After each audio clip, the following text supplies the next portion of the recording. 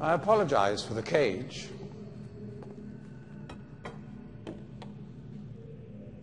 I'm afraid this situation has often required of me a more primitive code of conduct than I might otherwise have chosen. I am Gehn. I assume you've heard of me. Yes.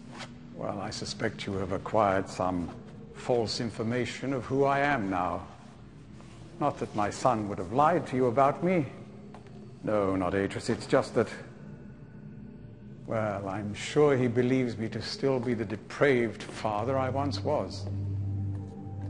Yes. I even tried to kill him once. God, if I had accomplished that, who knows what I would have become. A great father indeed, who tries to murder his own son. Thankfully, he trapped me on age 5, a prison of my own creation. No books, no precious inks, no ages to link to, nothing but my own foolish ambitions. That was 30 years ago.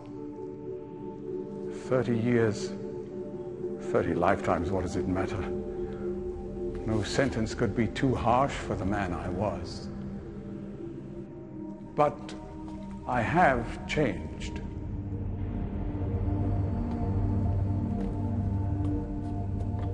To be sure, the deeds of my past can never be completely atoned for, but my mission was an honorable one.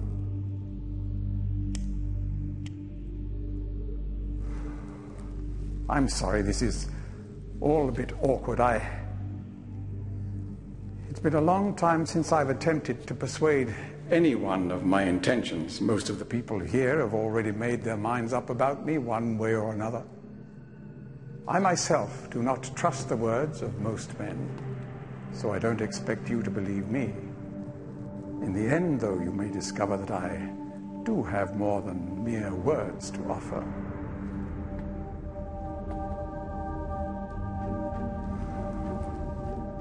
Atris's choice of punishment has been hard on the people of Riven, and many have suffered because of it.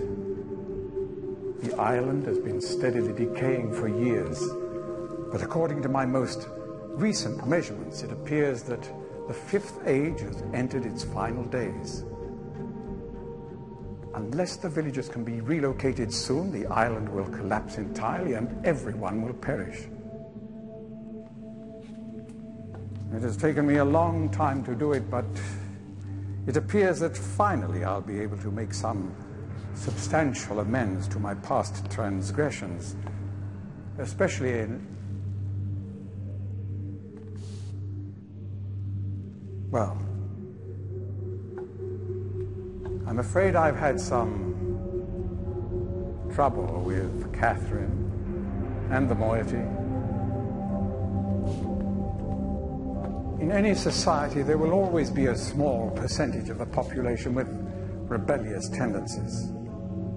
Before Catherine appeared, the moiety, as they call themselves, had been relatively harmless. I mean, the natives here are a fairly violent people by nature, but I'd almost come to accept their presence. It seemed inevitable under the circumstances. Upon Catherine's return, however, their violence intensified considerably. It seems she's become some sort of religious savior to them.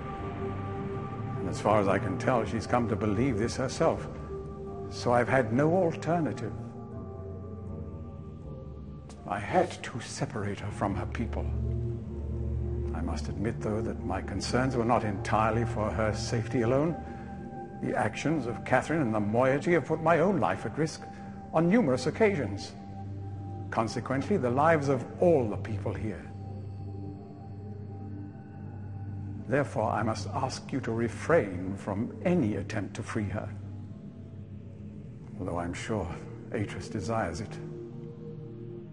Indeed, he must desire it with all his heart. But he is completely unaware of her recent state.